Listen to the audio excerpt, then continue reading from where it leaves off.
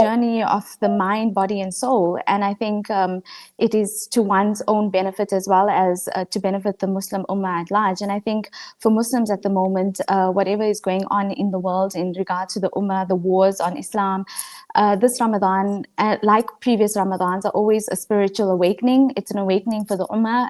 It is a means of ways to gain consciousness to the Ummah, and obviously to highlight the plight that the Muslim Ummah is going through throughout the world, whether it is in the Middle East or in Sudan or anywhere in the world. Nonetheless, Ramadan brings us closer in terms of our spiritual connectedness to Allah, to our mindfulness, as well as our heart consciousness towards Allah. No, definitely. And I mean, it's such an important month for all of us just to get that balance right between, like you said, the spiritual, also the physical. Like you said, many women are obviously locked in, but I mean, I think if you look at it so late into the month, this is where the gents and the women, everybody just gets locked in, because now you're getting into the first 10 days of fast. We're now entering the second 10 days that's now coming to an end really, really soon, before everybody goes to sit iktikaf and so forth.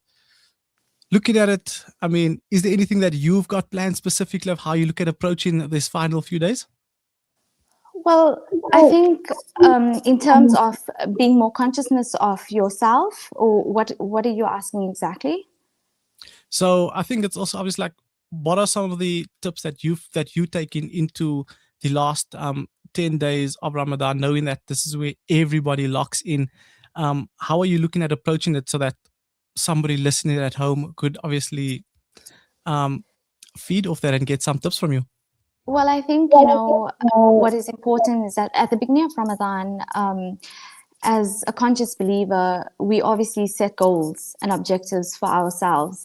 And I think if in the last 10 days, if we have not reached those goals and objectives, then I think we amplify on our efforts to reach that certain spiritualness.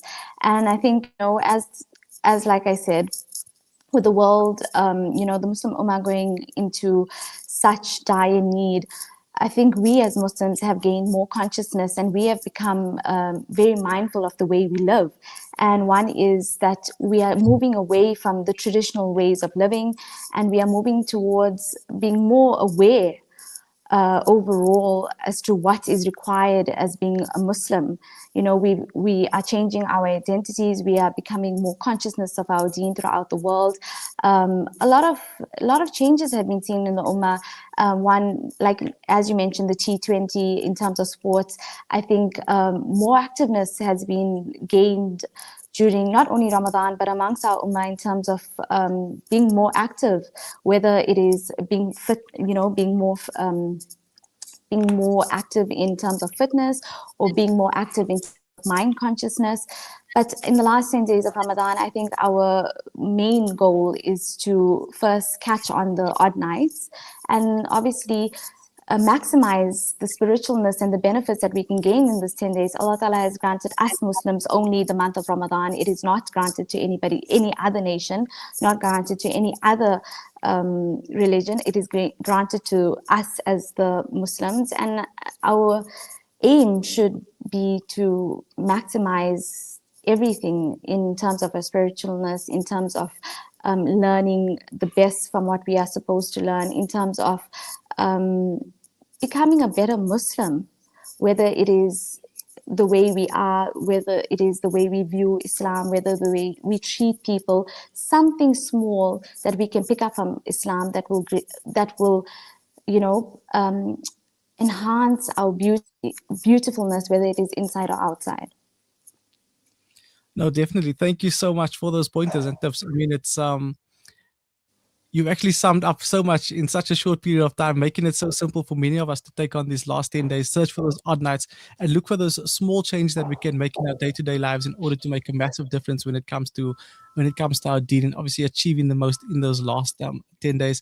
Sumayya, shukran so much for your time this afternoon. I wish you all the best for the last few days of Ramadan. May all your efforts be accepted, inshallah, and I hope that you and your family have a blessed Eid, inshallah.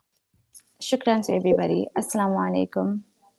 Wa alaikum assalam wa rahmatullahi wa barakatuh. That was Sumayya Omar giving us a bit of a background on how we can basically prepare for those next few days that's going to be approaching us of Ramadan. Everybody seems to lock in, take it quite serious. Take it up a notch. Take your ibadah up a notch, and also just how you can balance it all out.